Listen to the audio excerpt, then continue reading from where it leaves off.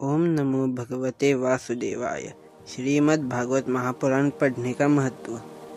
ये कथा राजा परीक्षित से शुरू होती है। जब भगवान श्री कृष्ण अपना अवतार कार्य समाप्त करके वैकुंठ को चले गए और पांडवों ने अपना राज्य परीक्षित को सौंपकर स्वर्ग की ओर प्रस्थान किया और फिर कलयुग का प्रारंभ हुआ। फिर जब महाराज परीक्षित ने कलयुग का दमन किया तब कलयुग महाराज परीक्षित को शरण आ गया और फिर परीक्षित ने कलयुग को रहने के लिए 4 स्थान दिए। वो 4 स्थान क्रमशः ऐसे हैं कि जहाँ जुआ खेला जाता हो, मद्यपान होता हो, परस्त्री संग हो और जहाँ हिंसा होती हो।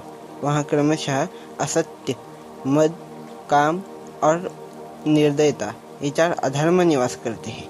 इसलिए वहाँ कलयुग को रहने के लिए स्थान मिला। फिर कलयुग ने 5वां स्थान मांगने पर महाराज परीक्षित ने कलयुग को सोने में रहने के लिए जगह दी, क्योंकि सोने में रजोगुण का वास होता है। परंतु महाराज परीक्षित के सर पर सोने का मुकुट था, तो कलयुग वहां जा बैठा और महाराज की बुद्धि हर ली। फिर एक दिन शिकार करते करते महाराज ऋषि श्रमिक के आश्रम में पहुंचे।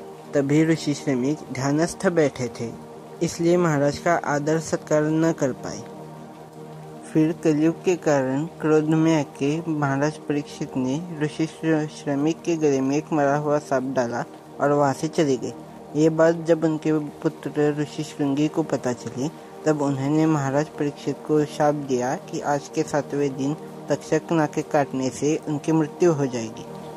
महाराज को अपने किए का पछतावा था ही, और जब उन्हें शाप के बारे में पता चला तब उन्होंने अपने गुरुजनों के साथ परामर्श किया और फिर राजपाट सब छोड़कर उनके कहने पर व्यास पुत्र शुकदेव जी के पास भागवत कथा सुनने चले गए। वहाँ श्री शुकदेव जी से सप्ताह विधि पूर्वक भागवत कथा सुनने के बाद 7वें दिन जब नाक काटने से उनकी मृत्यु हुई तब उन्हें मोक्ष मिल गया। उनकी ये परम गति देख ब्रह्मलोक में ब्रह्मा जी को भी आश्चर्य हुआ। ब्रह्मा जी ने भागवत कथा को इतर सभी साधनों के साथ तोला। बाकी सभी साधन तोलने में फेंके पड़ गए और भागवत कथा ही सबसे श्रेष्ठ बनी। ऐसी महान है यह भागवत कथा। इसके साथ ही सूत जी ने शौनकादि ऋषियों को, सनकादि ऋषि ने नारद जी और इतर ऋषियों को, और महात्मा गोकर्ण जी ने धुंधुकारी पिशाच को ये भागवत कथा सप्ताह विधि से सुनाई थी।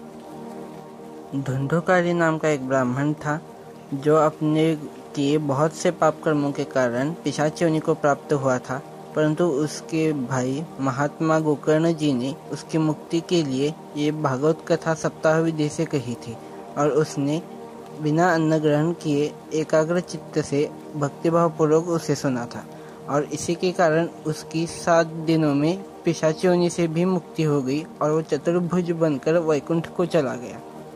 ऐसी ये महान भागवत कथा सुनने से जीव के सभी पाप नष्ट हो जाते हैं और उसे मोक्ष मिल जाता है। जैसे हमारे मनुष्य जन्म दुर्लभ माना गया है, कई जन्मों के पुण्य से ही प्राप्त होता है, वैसे ही ये भागवत कथा देवताओं को भी दुर्लभ मानी गई है। कई जन्मों के पुण्य और मनुष्य जन्म में ही प्राप्त होती है। ऐसा यह मनुष्य जन्म व्यर्थ न गंवाए। यदि सप्ताह विधि से ये कथा पढ़ना संभव नहीं है तो रोज एक अध्याय पढ़े, परंतु ये कथा अपने जीवन में अवश्य पढ़े।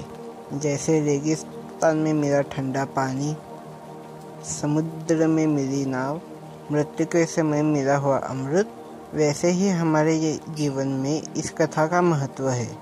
ये भागवत कथा ज्ञान, भक्ति और वैराग्य की अमृत धारा है, जिसे प्राशन करने पर जो मनुष्य भक्ति भाव में डूब जाता है वो फिर बाहर निकलना ही नहीं चाहता। उसी में आनंद ले अपना जीवन गुजारता है और अंत में मोक्ष प्राप्त करता है। इसलिए ये भागवत कथा अपने जीवन में अवश्य पढ़े।